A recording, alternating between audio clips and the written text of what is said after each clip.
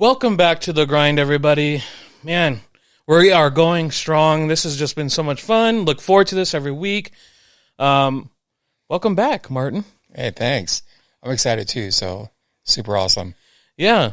What's kind of been going on in your world? How's your week been? Week's been good. Busy. Always stay busy obviously with work, and we have a business networking group that we do every Monday, so that's super, super cool. And tomorrow I'm going to break away a little bit and get a little golf in, so that'll be fun. Nice. Yeah, golf's always a lot of fun. I haven't been out in a while, so definitely something I need to start working back into my routine for sure. Speaking of routine, it kind of brings me on a topic that I actually wanted to talk about today, which was family and business. One thing that I've always kind of struggled with as far as like managing family and business is sometimes I get one-sided towards the business or work and lose sight of, actually one of our first ministries, which is our family. And so over the years, I've gotten better and better, and it's something that I'm continually still trying to work on. And, I've realized like having a family, they are priority over the business. Like, it's God, and then your wife, then your kids, and then everything else falls underneath of that. But sometimes, we get in the day-to-day, and I know there's so many people out there that go through this, and you get in the thick of the weeds, and, man, I got to get this figured out, I got this going on, and got this bill coming up, and we just get caught up in, and I feel like a lot of it is like an attack from the enemy of like, here's all these things going on, let's get you scrambled in all these different directions, and then you lose sight of where God's actually called you to minister to.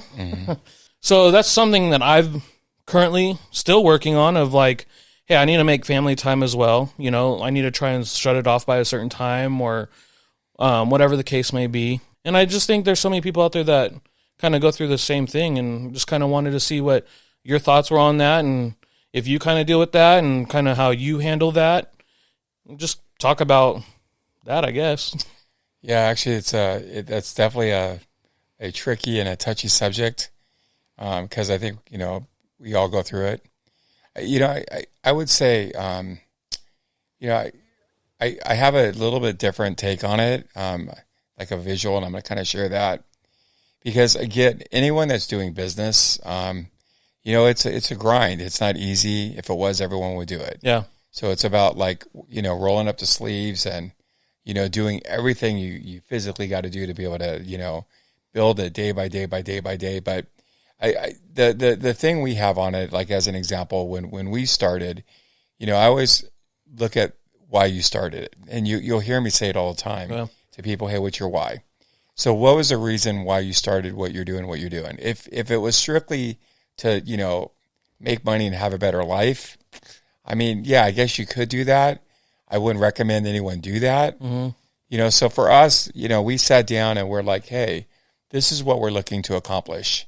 This is what we want to do. We want to literally take ground for the kingdom. We want to build generational wealth where we can literally give it to our children and our grandchildren, our great-grandchildren. We don't have those yet, but you know what I mean? Yeah. And we want them to be able to be in a much different position and situation than how we are.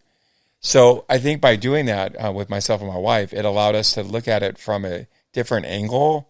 Like, hey, we're co-builders in this.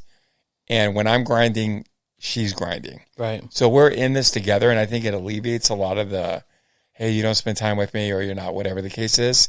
So I think having that perspective helps. But also with that being said, you definitely can't just neglect your wife. And I'm going to give you an example.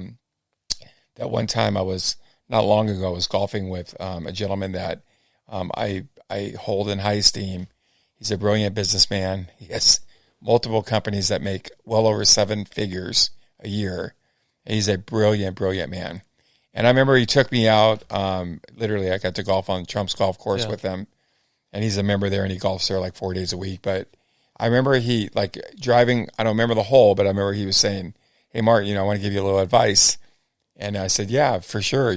Soak it up. Give it to me. And he basically said, with my wife, 1 week out of the month, I don't work. So we fly. We're at a different country. We're doing whatever. Now, mind you, we all aren't in that type of position where we could just take a week off and go fly to another country. But his point was well taken. It was, listen, you got to prioritize and you got to get away. Even if it's a day, even if it's a weekend, even if it's a couple of days during the week, every single month, you got to make that time. You got to get away. You got to take it away. And then on top of that, on top of getting all this advice from him, he was like, hey, sometimes my best ideas have come when I was away, not even thinking about business. So he said, you got to do that. And I felt like the Lord spoke through him in that situation where, even though my wife and I are on the same page and we're building something together, we're still in the flesh. You know what I mean? So I think it's super, super important to make sure that you are breaking away and spending some of that one-on-one time with your wife. Yeah, for sure. I got a lot of stuff kind of going through my head on all of that because I 100% agree. I mean, last week I was talking about, sometimes there's days where you have to put in 18 hours a day.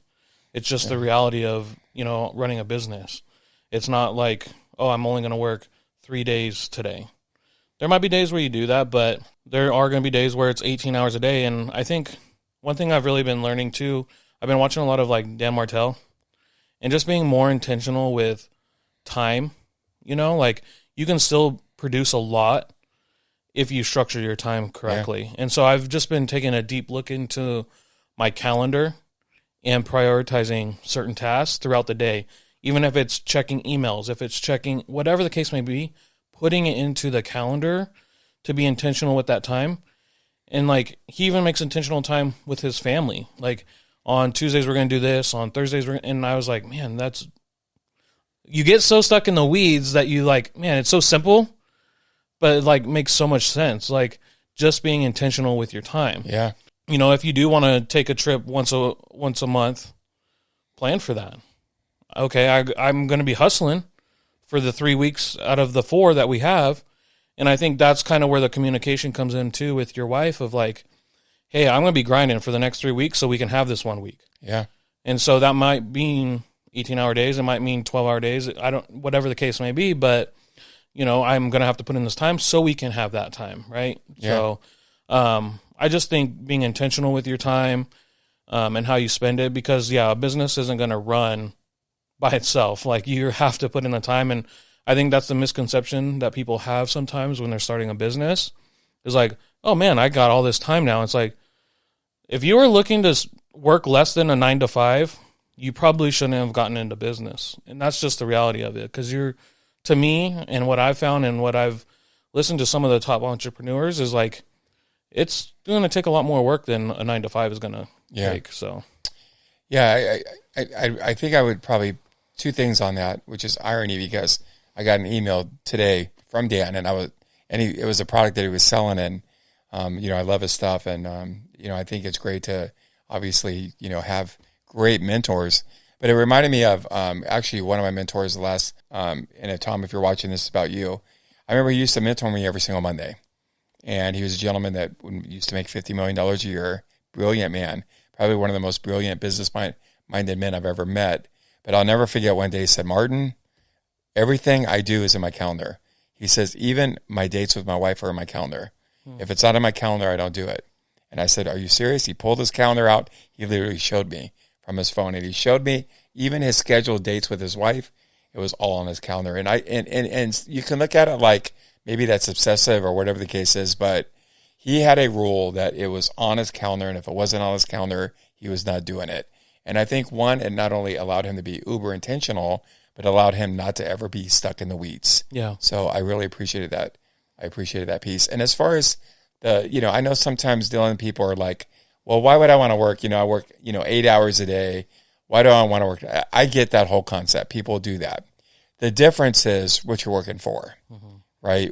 One is working for just your day-to-day. You're working for, and I'm not meaning to offend. I'm just calling it how it is, right? You're working for your day-to-day. You're putting food on the table and you're doing that. You know what I mean? Normally when you're an entrepreneur, you're just thinking differently and you're thinking bigger.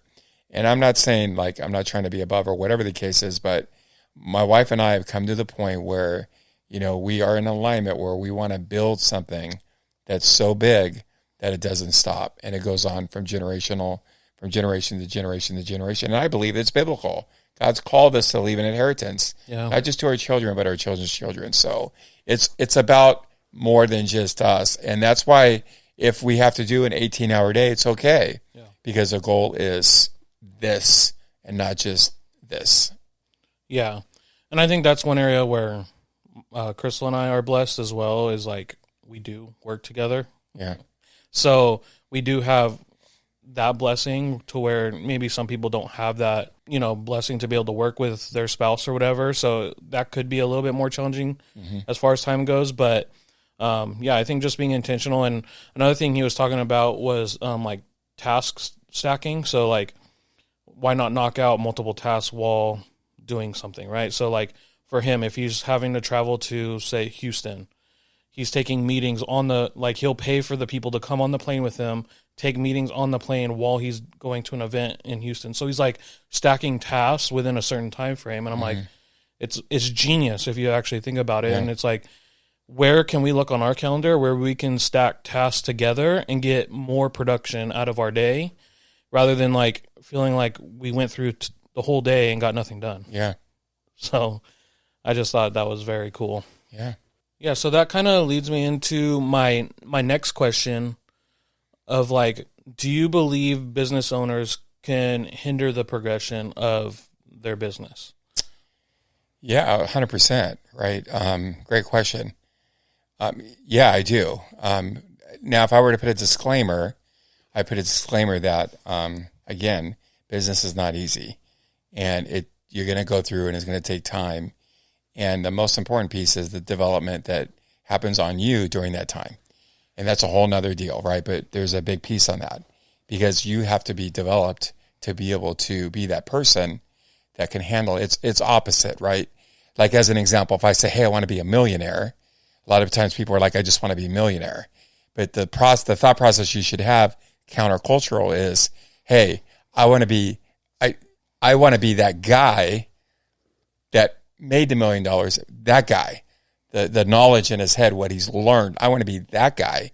You know what I mean? So you're focused on that and not the $1 million. I don't know if that makes sense, but that's what I always think of. So when you look at business, yeah, I think a lot of times we can have great intentions, but again, if we're not doing certain things, business is going to be hindered. And I don't care if we're talking somebody who is a Christian and somebody who's not a Christian. I think a lot of times, especially as Christian or as Christian business owners, we think to ourselves like, oh yeah, well, God's got us. Well, God does got you, but God laid rules down that are in place, and you have to abide by those rules. Think about Jesus, right? The Son of God came down and had to live within the rules that he created. He wasn't excluded from those rules, right? So if he's not excluded from those rules, neither are we. So I think a lot of times, we have to look at that. And I'm going to give you an example from the Word. Yeah. So I want to say, I think it's in, test my knowledge, right? I think it's 2 Kings, right? So there's a story where you have a widow and she had 2 kids, and her husband was in, like I like to say, the University of Phoenix. He was in the University of prophet school, and her husband was a godly man, and he died. Now, obviously there's no money coming in. They had debt. And the way it worked back then is if you owed people money, then they could come and take your children, and then basically those kids would have to work that off, right? So in this case, she goes to one of the prophets, and she's like, "Hey, my husband died. He was he loved the Lord, and now the collectors are at the door, and they're going to take my kids. What do I do?" Now, normally you'd be like, "Oh, let's set up a GoFundMe, and let's give you a little money, and we'll raise money at the church, and we'll do all this stuff." Ultimately, that's what we would do, right? Yeah. But in this case, that's not what he said. He didn't say, "Oh, I'm going to give you money." What was his response? "What do you got in your house?" And she's like, "I don't have anything in my house, right? Except for, a little thing of oil." And he says, "No, this is what you're going to do," right? So at that time, he's like, "Hey, go to your neighbors, borrow vases, as many as you can, bring them back, fill them up with oil, and then go and sell. And then here's where it gets interesting, that you may pay off your debt and live with the rest." So then she goes and she has her kids go out, and they go probably to the neighbors, and they probably gather up as many as they can. They came back, And this is where the partnership with God is. So if she didn't do those things that she was told to do, right, those kids would have been like enslaved and had to work that off. There's no way around that. Yeah. So we could say, well, God would never let that happen. There's free will. So, but the bottom line is the answer was there. She just didn't see it. She needed somebody else to show her, here's what the solution is. Now she took action and she was obedient. And because of that, things worked out, right? But ultimately, we know the story that, they filled the vases with oil, and as many vases as she had, she filled the oil, then it stopped. And then then they were to go sell the oil, which are the vases with oil, which they probably sold them to the people they borrowed them from. Yeah. But the thing about when you look at the situation, they didn't give her money, they gave her a business, and she went out and did it. Now, there was that fine line in the sand where if she didn't do anything, this was going to be the outcome. Right. But because she did what she was supposed to do, it worked out for her. And I think business and anything, whether you're talking about business or you're talking about nonprofit, or it doesn't matter what you're talking about. I always say if it's not working out for you, there's a chance that you're looking at it wrong and you're doing something you shouldn't be doing, or you're not doing what you're supposed to be doing. So I 100% believe that can happen to us because it literally happened to the widow. Does that make sense? Yeah. So basically, it could keep your business small. 100%. Yeah. 100%. Yeah, for sure. No, that makes a lot more sense. That was just something that I kind of wanted your thought process on, because I think it goes back to what we've talked about before of like, you have to move your feet in order for God to move. It's like, I think so many times, and as Christians, we can be like you said, like, oh, God's got me, God's going to move, God's going to do this. It's like, yeah, God can do all those things if you choose to follow the steps he's laid in front of you, right? Yeah, I mean, honestly, this might be harsh, but it's really laziness, right? So instead of me doing what I'm supposed to do, I could just not do it and be lazy about it and say God's going to take care of it. Now, could he? Sure he could. He's God. He could do whatever he wants to do. But ultimately, he created a framework that we all have to operate in. And as long as we operate within that framework and we're touching on the principles that he created, you're going to have success, which is why I call them success principles. If you're not operating in those principles, you're not going to have success. And year after year after year, you're going to be in the same spot as you always were. Nothing's going to change. It's like, as an example, that gentleman I was telling you about made $50 million a year. He's not a believer. But guess what? The principles that he puts and uses in his business are biblical. So God's not a respecter of persons, right? So it doesn't matter what you believe. If you do the framework that he created, you will have success in whatever that model is. So that's the part I really like and I get excited about. I do. But, ultimately we're all accountable, and we are. And God's like, hey, I want to partner with you, but you're not doing what it is you're supposed to do. And I'm going to give one last example on this. So if you go to Luke, I believe it's Luke 19. It's a great, which this story is a couple times, but the story where the nobleman went off to receive the kingdom. Yeah. He called 10 of his servants. He gave them all a pound, and he said, do business till I come. I love this verse. And then basically he goes off, receives the kingdom, comes back, calls the servants, but he only called 3 of them, which is interesting. So it tells me, what did the 7 do? Maybe just blew the money. Right. But the first one he called and he said, what did you do with it? And he says, I took 1 and I turned it into 10. He 10x'd it. And what happened? The Lord said, well done, thy good and faithful servant. Because you 10x'd it, I'm going to put you over 10 cities, right? And then the second came, and the second similar said, hey, I turned 1 into 5, Lord. And he says, well done, thy good and faithful servant. Because you turned 1 into 5, I'm going to place you over 5 cities for influence. And then we know the third one didn't do anything with it. He buried it. He hid it. He made excuses. You know what I mean? And it was interesting because the Lord said, you wicked and lazy servant. Now, here's where it gets a little interesting for me, because I try to dive into this. One, it teaches me that you could be a believer and still be wicked and lazy, right? And secondly, you had 2 people that truly were willing in the story. One was only able to do 10 times, and one was willing to do 5 times. Well, how can that be when they're both willing? You know what I mean? Yeah. So it's just interesting. I believe that it's capacity, right? Yeah. One had more capacity, so he was able to earn more with what he had. But that expanding your capacity comes from you being obedient and doing those things in a proper way. So you're learning those lessons, you're learning those foundations, those success foundations, those principles, and then now you're at a capacity to be able to, take whatever you can and multiply greatly. And truthfully, as a believer, Dylan, we are called that whatever thy hand touches, we're to multiply. Yep. Everything. Yeah. No, and I think this goes back to learning. I think we've talked about this a little bit in previous episodes, but just always being willing to learn to grow your capacity. Because I think so many times we can get in this place of comfortability where we just stop learning, and it's like we know it all. And it's like the moment you start thinking that you know it all is the moment that you lost. Because I think as believers, we should always be learning. Like, we're always in our word, like we're always learning the word. The same thing goes for the business. It was like, how can I create this funnel better? How can I make this website better? How can I do my marketing better? How can I make the client experience better? Like, there's always things that we can be improving. And I think that's a key lesson from that story as well, of like, in order to grow that capacity, we have to be able to learn. Yeah. Just like learning from Dan Martell, scheduling out my days. I wasn't doing that before, but until I decided to, check in and start learning, I would have never even thought of that. So I think it's like the sense of like not knowing it all. Even us on a podcast, like, we don't know it all. Like, we're always learning. So just staying in this mindset of always learning. Yeah. That kind of brings me to a kind of tidbit that I want to share with people today, and kind of just blew my mind today when we were sitting here working and you've kind of said this previously, of like, the thing is not always the thing.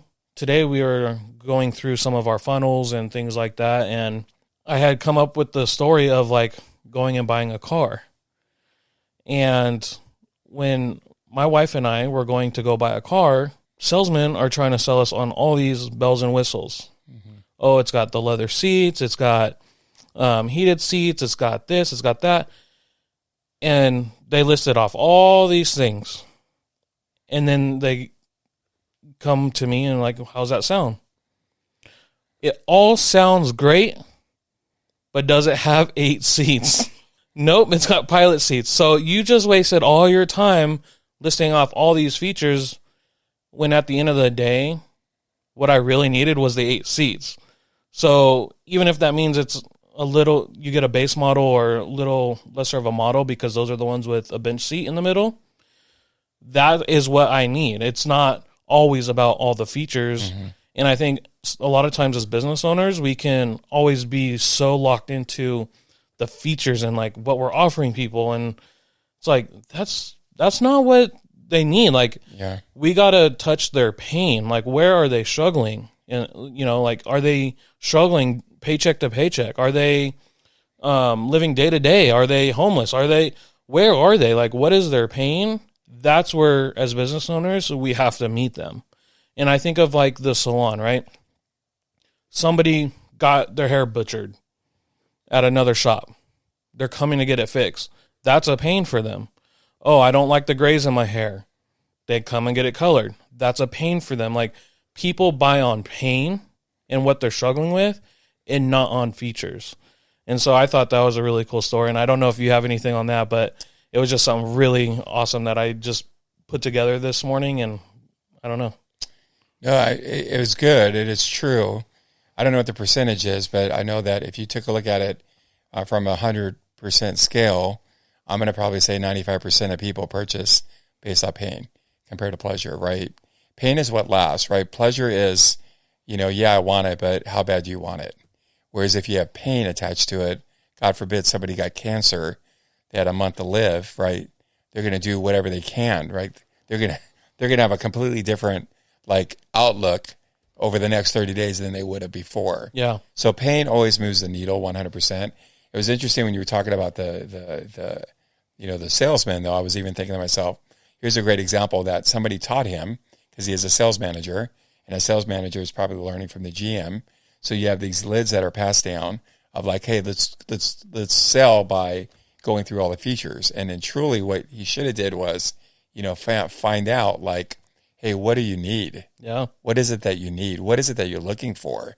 And I try to get really, I feel like I do that well, but with that still being said, you always want to get better. But I want to, like, when I'm talking with somebody that just comes into our business, I want to know from the very beginning, no, what do you want?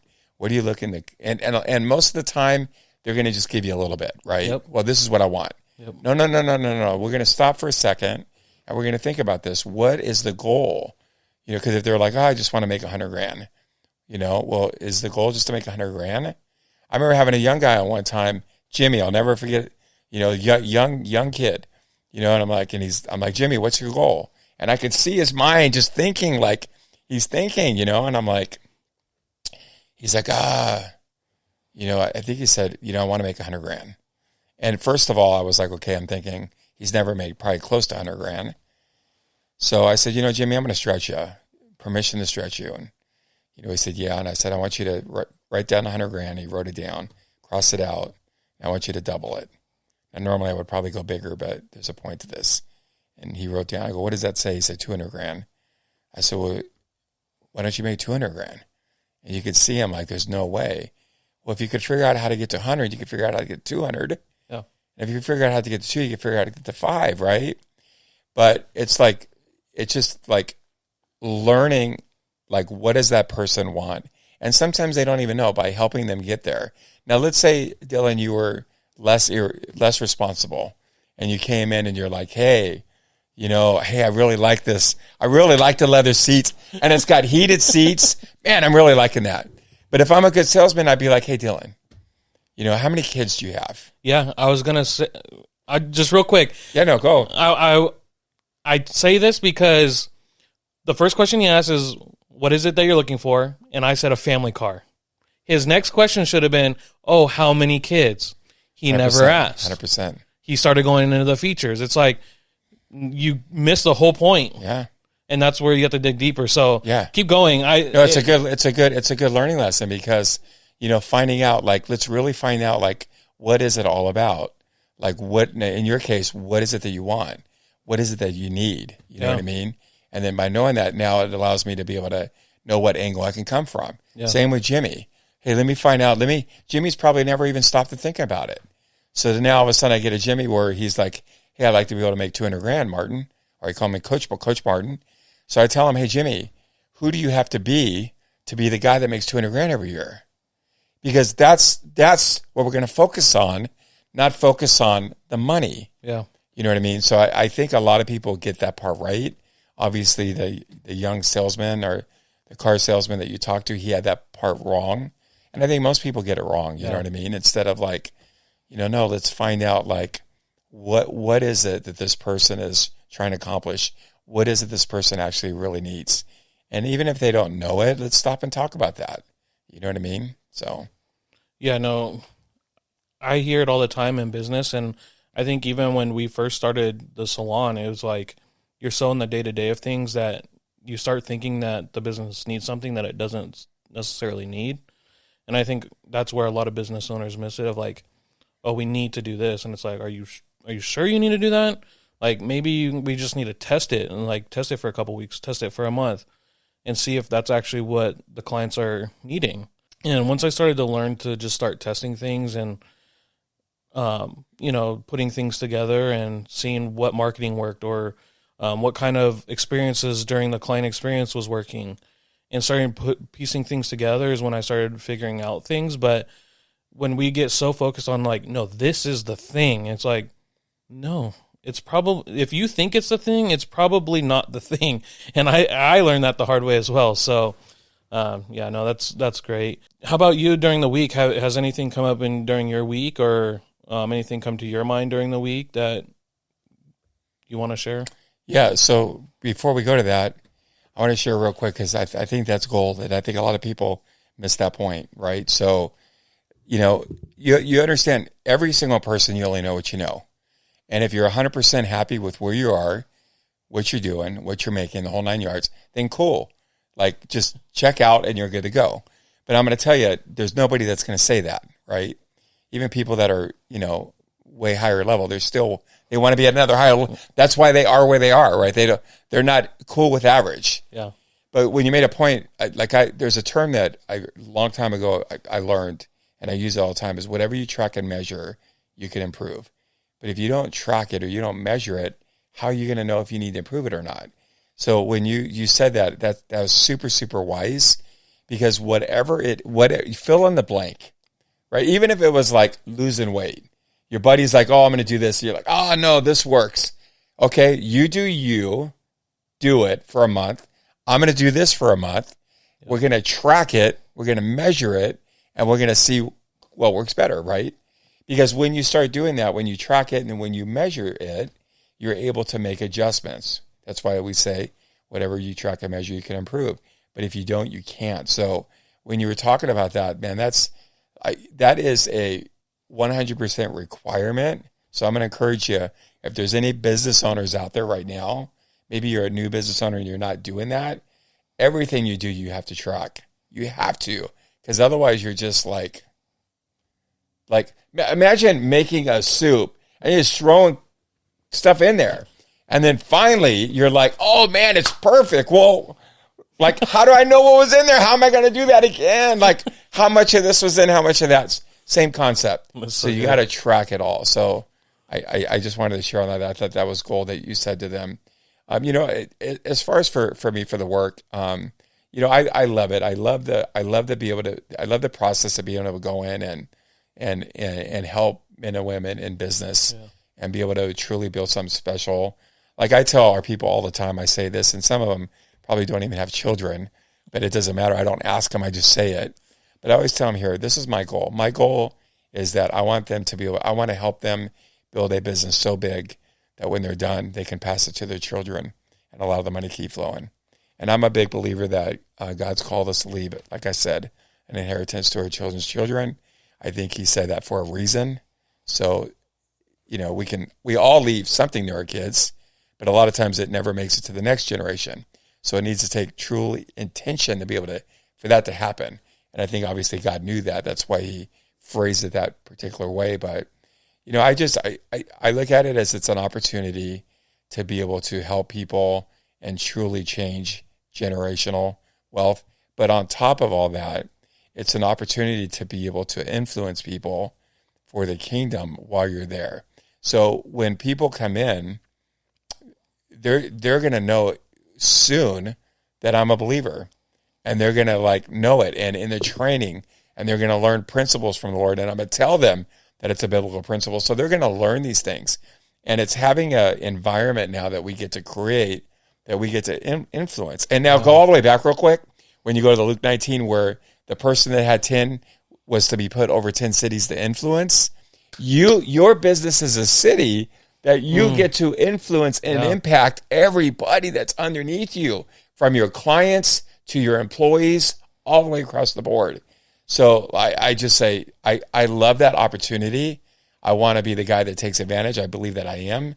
And if you haven't ever thought of it that way, I want you to chew on it and start doing the same thing, because we get the opportunity to influence these people in a mighty way. Man, that is so good. That's gold right there too. And that's literally what we've done with the salon, and we would do across any locations we have. We have a prayer wall, we have Christian music playing, we have the whole nine. We have Proverbs and stuff, Psalms at the waiting area. Mm-hmm. And it's like, sometimes I'll be sitting in the back office and people will be getting their hair washed out in the shampoo bowls, and just hearing the conversations is just amazing to hear. We'll have people come back there, man, is this a Christian business? Oh, wow, you guys have a prayer wall? Like, these things matter. Like, we can use business for God's kingdom. It's not always a nonprofit. It's not always a church. And just because you have a nonprofit doesn't mean that it's not a business. It's just a not-for-profit, but you still have to make money to operate, right? And then just hearing people have peace. Like, they're like, man, it's just so peaceful in here. Like, the music and just how everything is. That in itself is rewarding. That knowing that people are being touched and hearing God through the salon even.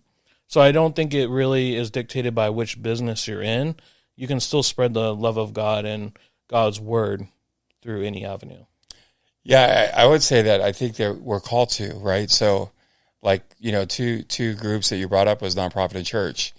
And I trust me, I remember being on a pretty heated conversation with a gentleman once who had a nonprofit for, I want to say 15 minutes. And we kind of had this nice little back and forth battle. And basically, I look at it, we have a nonprofit, but, the nonprofit, for children who have been bullied and sexually abused and, host free summer camps. Yeah. But here's the deal. If there's no money coming in, there ain't no summer camps. Yep. Your nonprofit is just a tax status. You know what I mean? But ultimately, at the end of the day, God's called you to multiply everything thy hand touches. And I think as far as a lot of times we think like we can have this mind like a lot of this stuff has to be done in the church. But I think we forget that the church is not the building. The church is you and I. The church is people. The church is you. So we are called to impact and influence in a mighty way. We're called to do that. Not in a building. No, us. So every single area we can do that in. And I want to say that I believe that the better we get and the more we learn, the more our capacity grows, like in Luke 19, right? The more of that's going to come out in everything that we do. Like even as an example, Dylan, like in our, we have a business networking event every Monday, and we have businesses from Fallbrook all the way up to Corona, all in between that come out, right? But ultimately, at the end of the day, we're going to start with prayer. They're going to hear the word. They're going to hear, principles from the Lord, and everybody understands that and they know that. So I love the opportunity to be able to do that, and I will never apologize for that. So, so good. It was another great and awesome conversation. I look forward again to next week. This is I just have so much fun having these conversations, and I literally try to remember all the conversations that we have while we're working that we can bring to the podcast, because I feel like there's so much gold in the behind the scenes. Sometimes I'm like, man, maybe we should just like set up mics at our workstations, and then as soon as we start talking about something, press record and seeing how that works. But hey, if you guys think that's a great idea, let me know and we can try and work something out. But again, love and appreciate you, and just enjoy the time together. So I love it too. Thanks, Dylan. It's been awesome. Yes. All right, guys. Until next week, we'll see you then.